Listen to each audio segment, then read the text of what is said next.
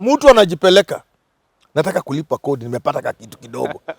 But if you know, like me, for every 100 shillings I earn, the government takes 30 shillings. It will be very difficult for you to take yourself there. But because 1,000,000 shillings means government is going away with 300,000. I used to, for many years, I thought Kwame Nkrumah was wrong. But looking at what has been happening in this country, how we have been derailed by politics, I apologize to his spirits and say, you need to fix the... That's why I am a firm supporter of BBI. To begin with, the projects were not entirely necessary, some of them. When you have a project that was not entirely necessary, at least not for now, you must ask yourself why. I see. And the answer is simple. Somebody wants to eat. So they come up with a project as an avenue for eating.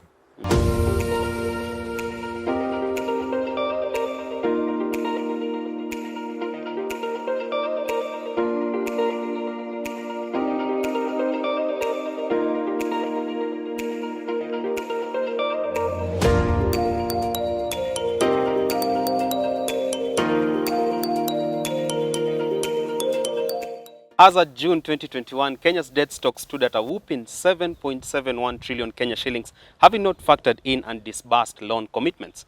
Now, with that in mind, is there much right home about Kenya's public debt management?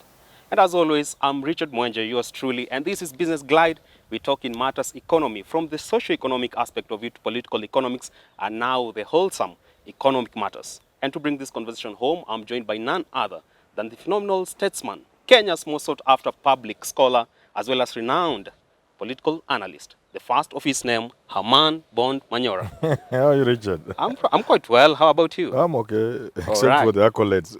No. I have to do that because Valentine's fast approaching. And okay, fine. All right, sir. Today we're talking about matters Kenya's public debt. And clearly we are under the shackles of debt. If Musalia Mudavadi's pronouncement on our debt position is anything to go by. And by the way, was he too much of troubleshooting when he was talking about Kenya's debt position? Well, I've not seen any well thought out plan of to handle with the debt issue. All right. No, these are just talk. People are just talking. I see. Yeah.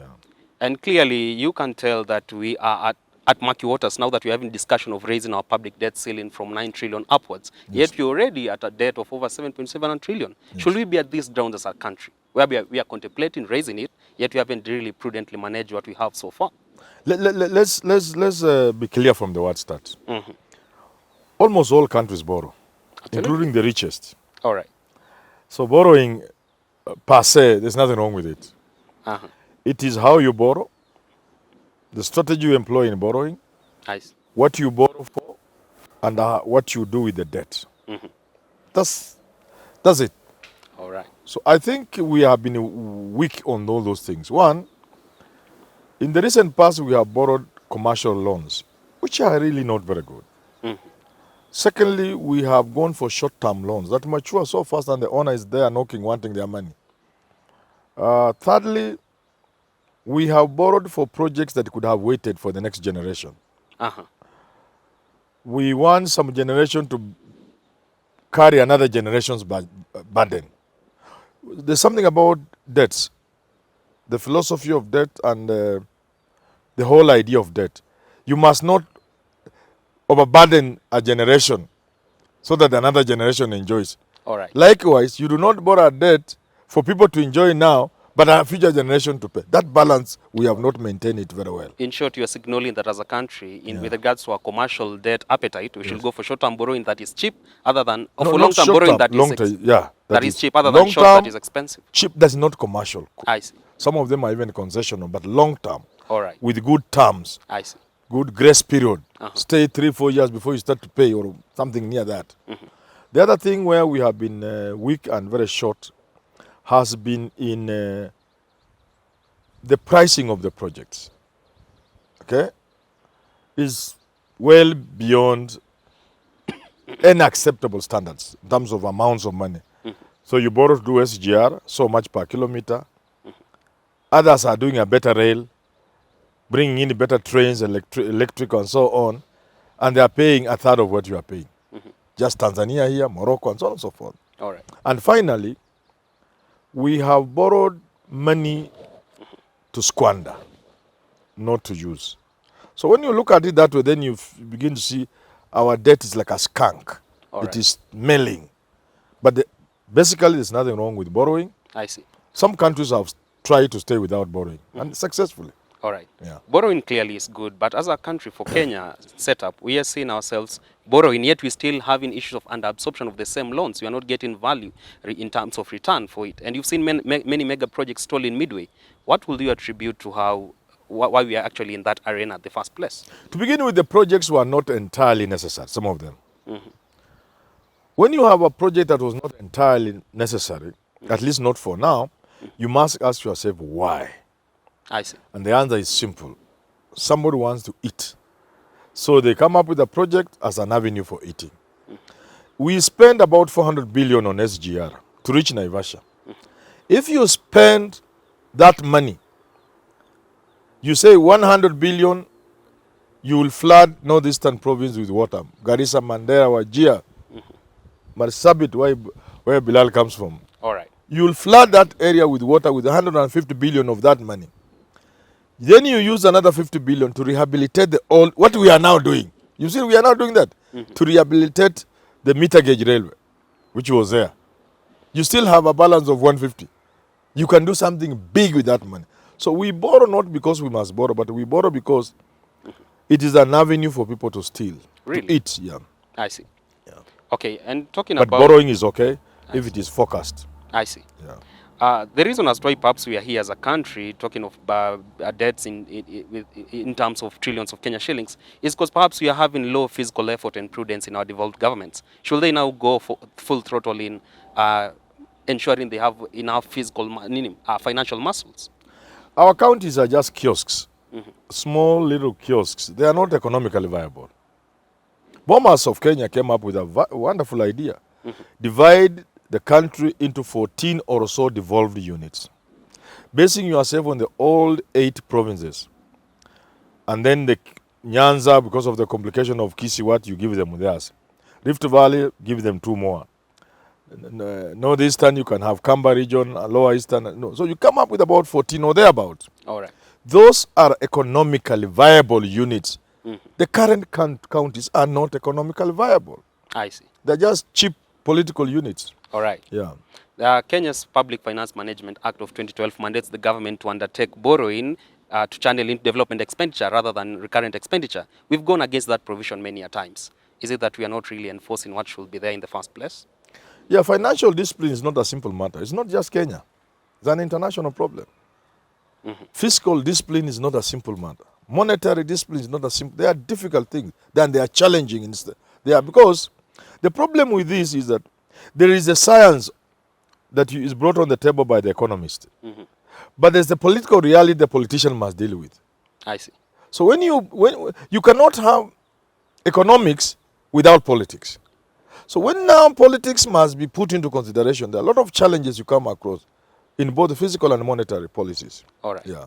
If you look at President Kenyatta's projected legacy budget that will run until 2023, the fiscal financial year that ends in June 2023, Yes. it's of course way huge than what has been allocated before. And this channel to complete some of the big 4 projects he has undertaken as the president. Yes. Will you say that now this signals higher taxes and perhaps a harsh environment in terms of surviving for Kenyans? A cheap way will be go for taxes, which is what we have done for a long time. Whenever we need some little money, we rush to the taxpayer, the same taxpayer. That must come to an end. We must in fact abolish taxes that do not discriminate.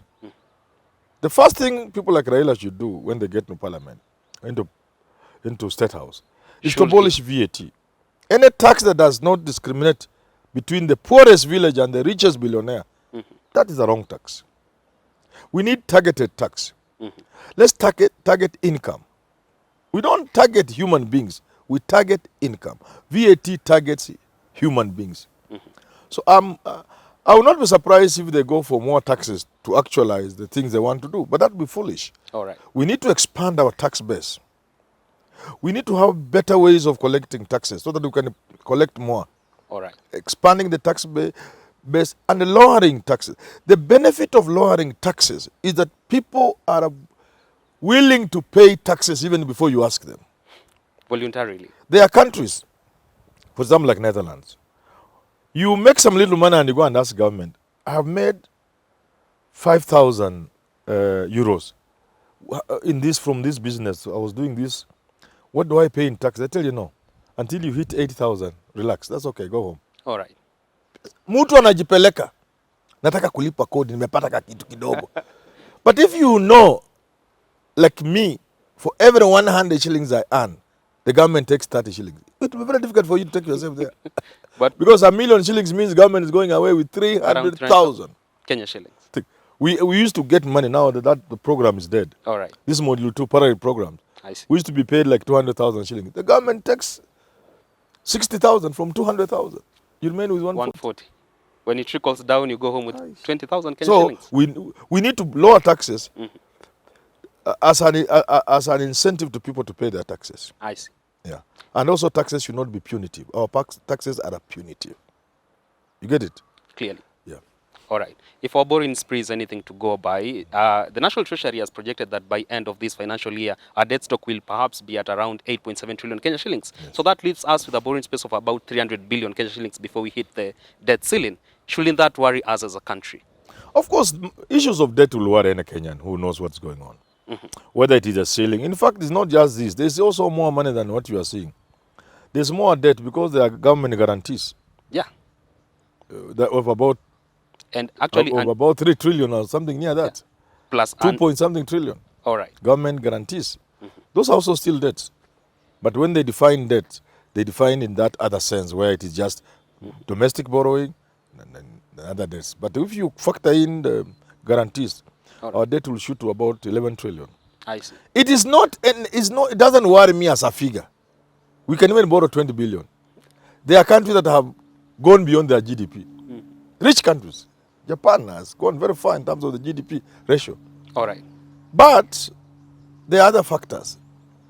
Japan does not borrow in dollars. They borrow in their own currency. We borrow in dollars. I think scratching the dollar, we are affected. If our debt is 8 trillion, the dollar goes haywire and it is no longer 8. It is up without borrowing a cent, but the debt has gone up. Things like those. But I'm not very sure, but I suspect so. So I think our problem is not how much we have borrowed. It's what we borrow to do with the money. We borrow to do what? Do we need that thing today? To run universal health care. No, I'm saying there are things we may not need now, yet we borrow to finance them. All right. There are things we are overcosting, and so we need to look at those things. I see. Yeah.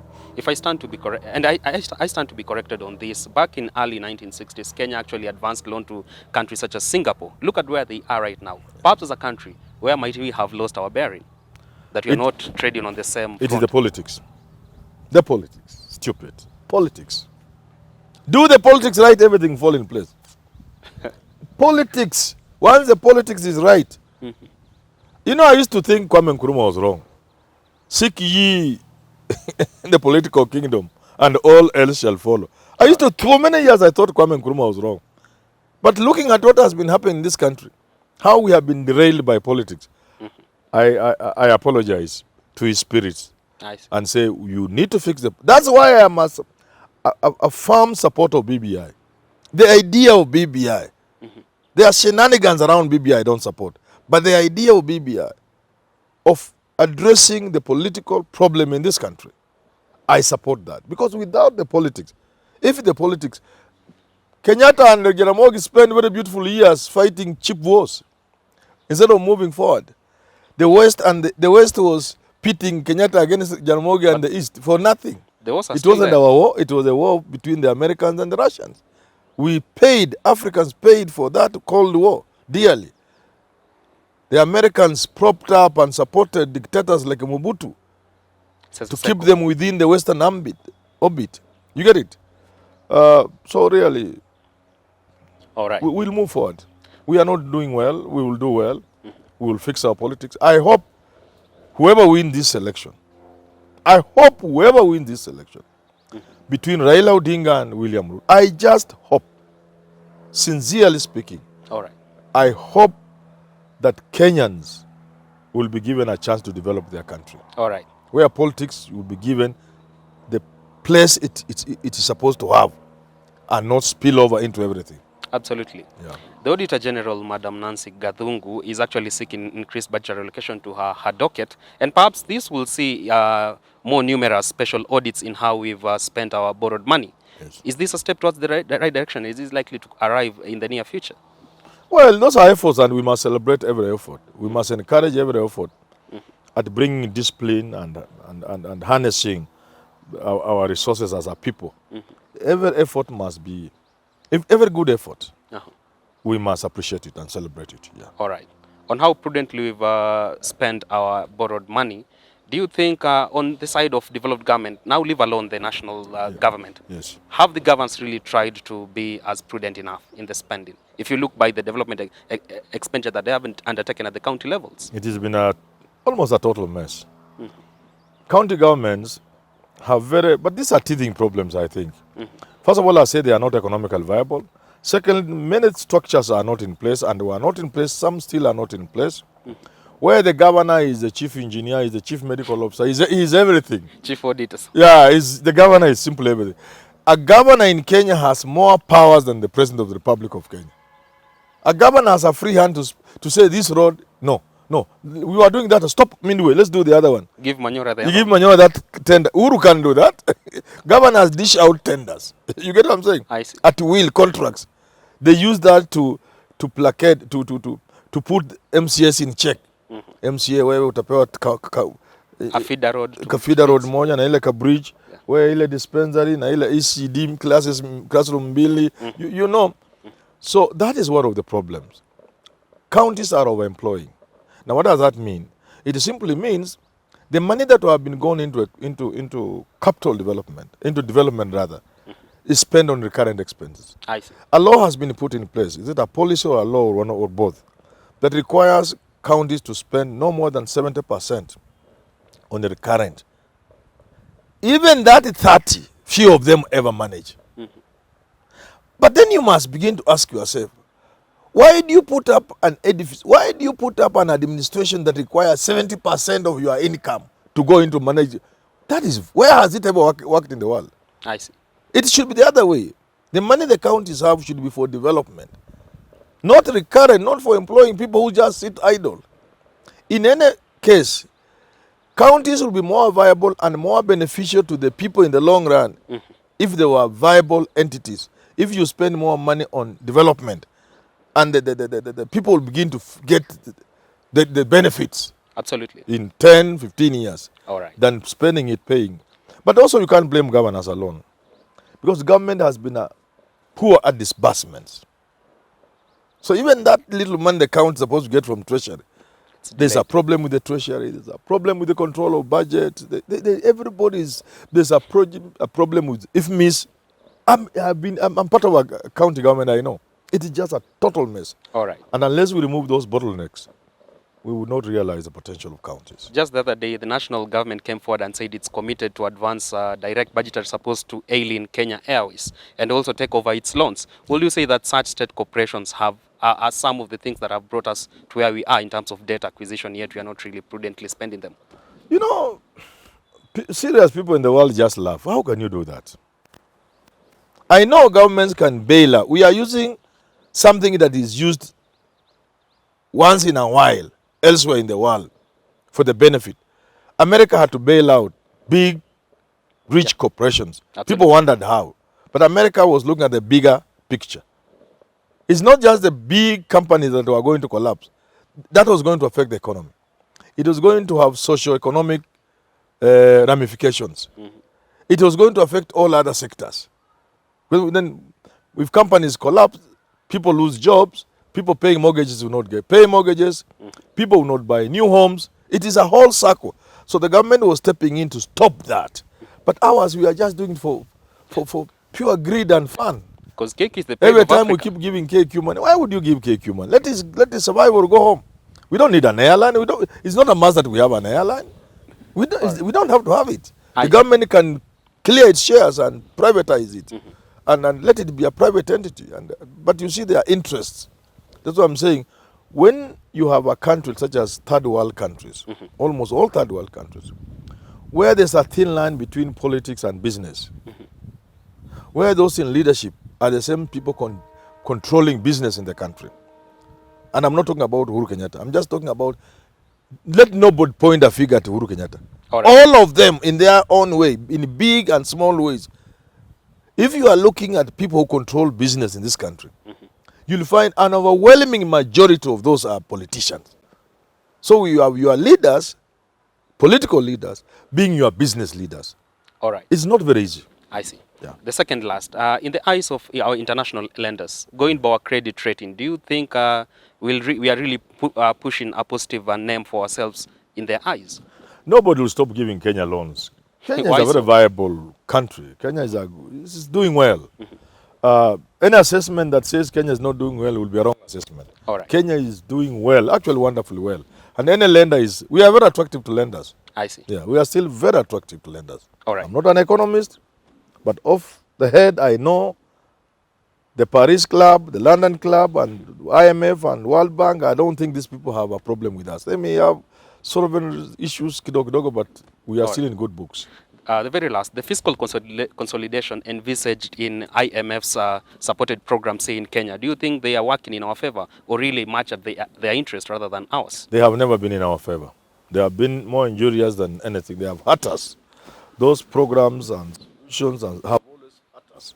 They have never been in our favor. Yeah. All right. Let me give you a small example. You are told sack people. Then you sack people. They even give you money to send people home with little money, not good money, little money, golden handshake, what. Restructuring. Hardly a year or two later, the same organization, same government has employed other people. All right. So was there any good intention in the first place? Not really, just a circus in place. Yeah, it's a circus. That's a good word. Thank you. Absolutely. That's your renowned political analyst and public scholar in Eastern and Central Africa, Herman Manyora, talking matters Kenya's public debt and how prudently, if it is, we have spent our public debt, rather our borrowed money. And now for Fun of the Week, we go all the way to Dubai. We get a lady by the name Rose Orbora in Dubai. Rose, habari ya Dubai. We are happy you are part of us. Greet all the Kenyans. I know there are many Kenyans in Dubai. Greet them and tell them to subscribe and be part of this Kenyan family. Absolutely. Well, that's how we wrap up our business today on Business Glide, talking matters Kenya's public debt. Up next on your screen is the Business Glide African Proverb of the Day. Do enjoy the rest of your evening.